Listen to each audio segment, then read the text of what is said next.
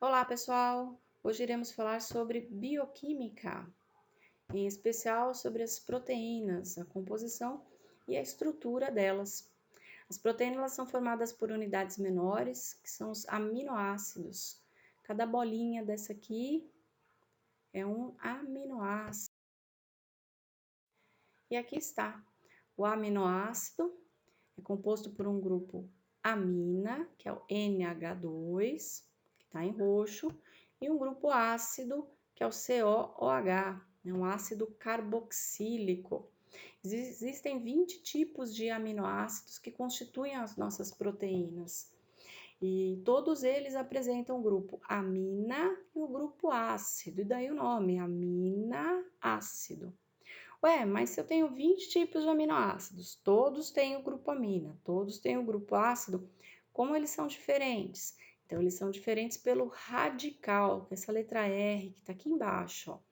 Existem 20 radicais diferentes, mostrando aqui, ó, os 20 aminoácidos com seus 20 radicais. Percebam que todas elas têm o COOH e o NH2, que seria o ácido e o amina. E além disso, elas têm embaixo, né, na maior parte dos desenhos aí tá embaixo, né, um grupo químico, que pode ser desde um simples H até uma molécula bem mais complexa, tá? Nossa, Pro, danou-se agora, eu vou ter que decorar tudo isso? Não, gente.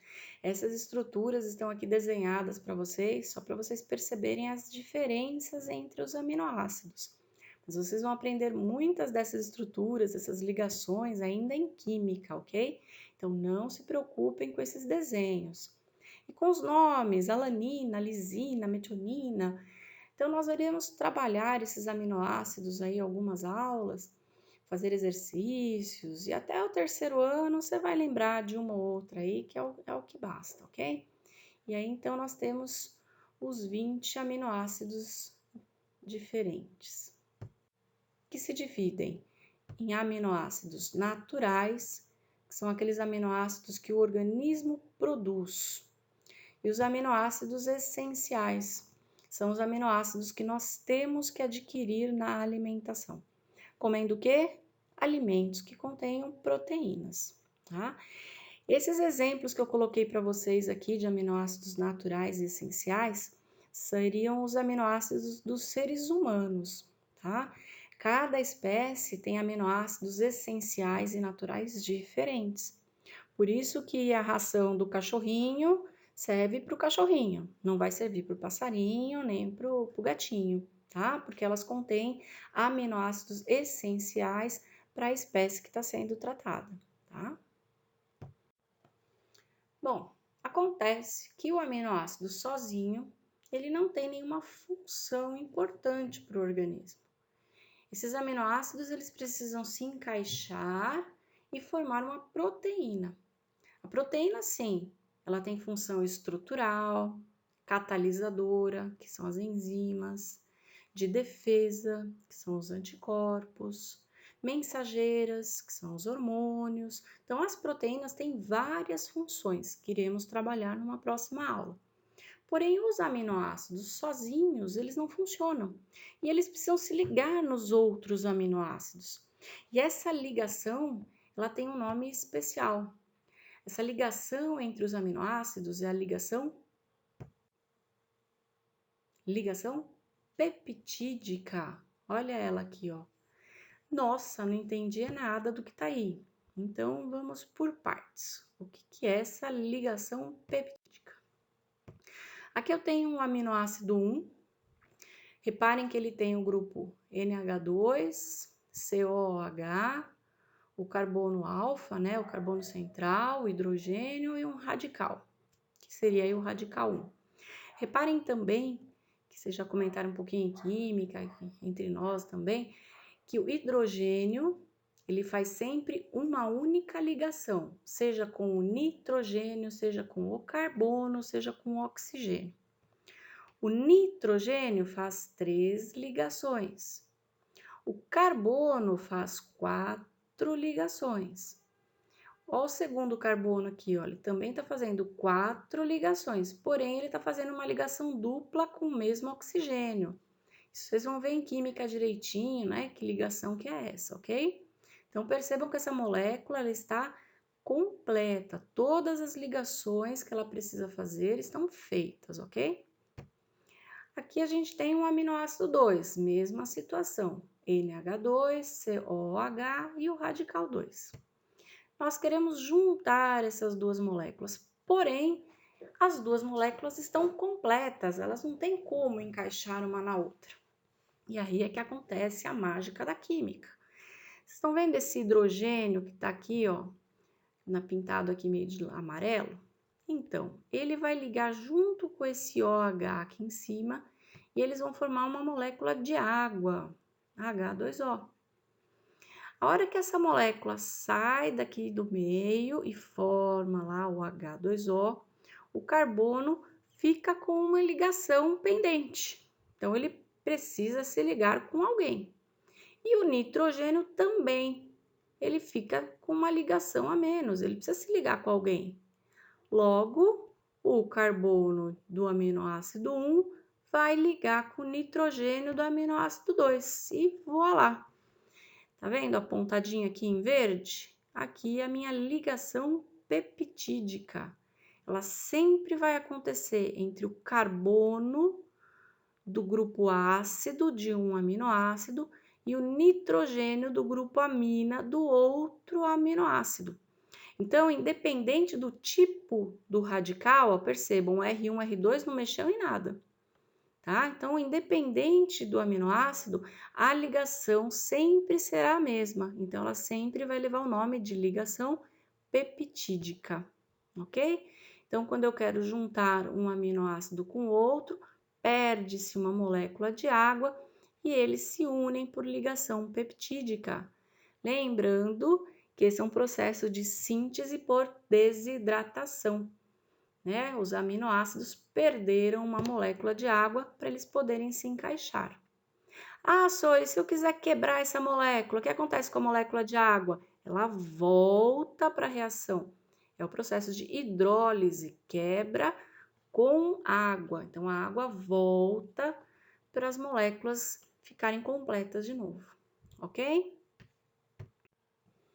E aqui nós temos 3 aminoácidos, ó, como é que eu consigo reconhecer? Pelo R1, ó, R1, R2, R3.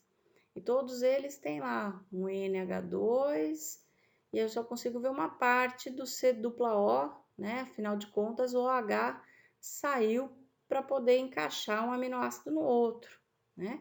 Percebam que para fazer 3 aminoácidos se juntarem, eu preciso de 2 ligações químicas. Vamos ver um outro exemplo, ó. Eu tenho aqui 5 aminoácidos. Quantas ligações peptídicas eu preciso para unir esses 5? 1, 2, 3, 4. Então, sempre eu vou ter um número de aminoácidos menos 1, que é o número de ligações que eu preciso para deixar esses aminoácidos ligados.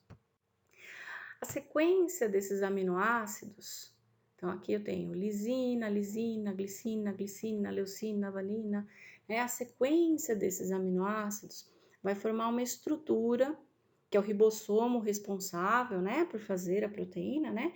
Então, essa é a parte do ribossomo, ó, colocar essa sequência aqui. E detalhe, quem manda essa sequência aqui para o ribossomo é o nosso DNA. Nosso DNA é que sabe qual que é a sequência, quais são os aminoácidos, quantos eles são. Ele que sabe, né, a sequência da nossa proteína. E ele manda essa informação toda pelo RNA. Aí o RNA chega lá no ribossomo e fala, olha, ribossomo, é essa sequência que você tem que fazer para formar determinada proteína. E o ribossomo vai lá e junta os aminoácidos na sequência correta. Porém, a sequência está feita, mas as moléculas ainda elas estão pendentes, elas têm um positivo e negativo, e nós já vimos que os opostos se atraem, e esses elementos positivos e negativos, eles tendem a se atrair por pontes de hidrogênio. são atrações químicas que fazem essa sequência linear enrolar. E ainda mais, depois de enrolar, ela ainda se dobra. Então, eu tenho a sequência, que seria a nossa estrutura primária, o enrolamento, que é a secundária, e um dobramento, que é a terciária. Essa estrutura final aqui, que está em amarelo, seria a mais importante, que é quando a proteína consegue funcionar. Algumas proteínas vão além e elas precisam de mais de uma só estrutura terciária, como essa aqui, ó. Ela tem duas amarelas e duas cor-de-rosas. Então, nós temos estrutura primária, que seria a sequência, o número e o tipo do aminoácido. A secundária, que é uma passagem para ela chegar na funcional, que é a terciária, que é a mais importante para a proteína chegar a ter a sua função final. E algumas delas extrapolam e chegam na quaternária, que são moléculas mais complexas, tá? Sora, qual que eu preciso lembrar daqui que são as mais importantes? Todas, porém, a primária é importante por conta da sequência, a quantidade e os tipos de aminoácidos, e a terciária é importante, pois é a estrutura funcional. Bom, uma proteína também ela pode sofrer alteração na estrutura molecular devido a um erro da informação que vem lá no DNA. Então, se o DNA manda uma informação errada para o ribossomo, forma-se uma proteína errada. E aí a gente fala em doença genética, tá? Toda vez que aquela informação vier, a proteína ela vai ser formada errada. A gente tem um exemplo aqui da hemoglobina. A hemoglobina ela é formada por 573 aminoácidos, então é uma molécula grande, tá? Eles aqui colocam só um pedaço para vocês entenderem. E eu tenho aqui, ó, considerado, né, aqui, ó, normal, o ácido glutâmico, que é um aminoácido, formando uma sequência normal, uma hemoglobina normal, que vai ficar armazenada dentro da hemácia. Ó, aqui a nossa hemácia redondinha, bicôncava, né, para transportar oxigênio e gás carbônico. Porém, se vier errado, né, a sequência do DNA tiver um erro, ela vai levar a sequência de aminoácidos errada, então ela vai levar uma informação errada para o ribossomo e no lugar de entrar um ácido glutâmico vai entrar uma valina. Então, no meio de 573 aminoácidos, um está errado. E aí, olha o que acontece com as hemácias. A hemácia ela não fica redondinha, né? Ela fica, que a gente chama de falciforme, na forma de um foice.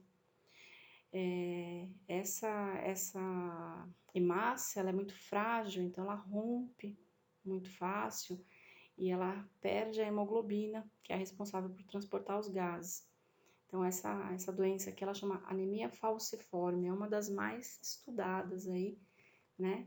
É uma doença que a pessoa nasce com ela e vai conviver com ela a vida inteira, diferente daquela anemia que a gente havia comentado, né? Por falta de ferro, por falta de vitamina, que dá para você tratar através da alimentação.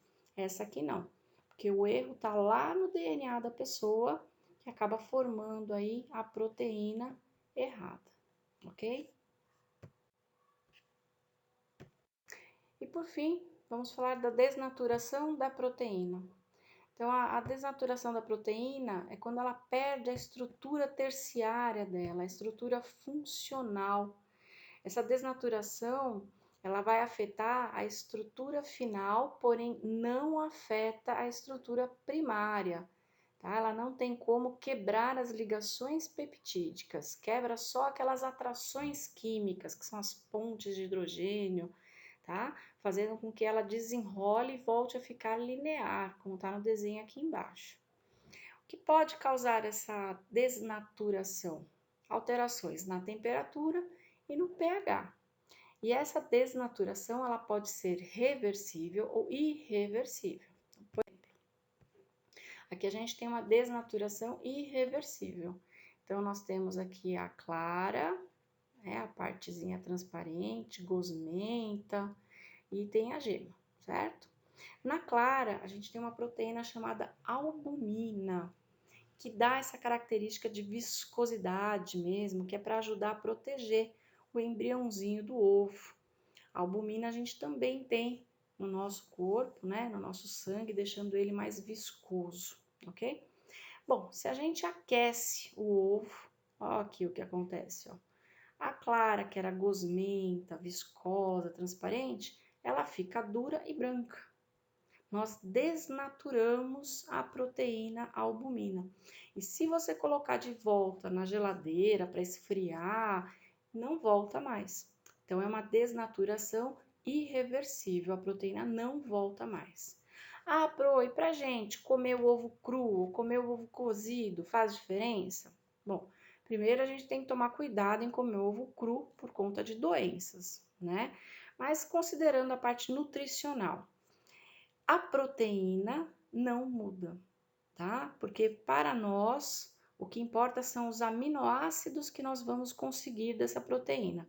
Se ela está funcionando, né? Que seria aí no ovo cru, essa albumina gosmenta, né? Então, se a proteína está funcionando, estrutura terciária, ou se ela está na estrutura primária, não faz diferença para a gente, porque a gente quer mesmo são os aminoácidos e não a proteína pronta, tá? Nós vamos produzir as nossas proteínas de acordo com as nossas informações do nosso DNA.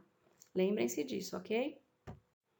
E aqui nós temos uma desnaturação reversível, né? O uso de aquecimento por chapinha ou escova, né, com secador de cabelo, faz com que a temperatura se eleve muito.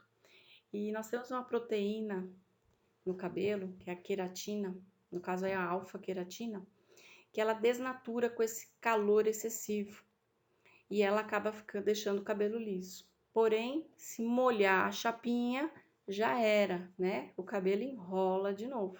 Então, essa é uma desnaturação reversível, ela volta, ela pode voltar.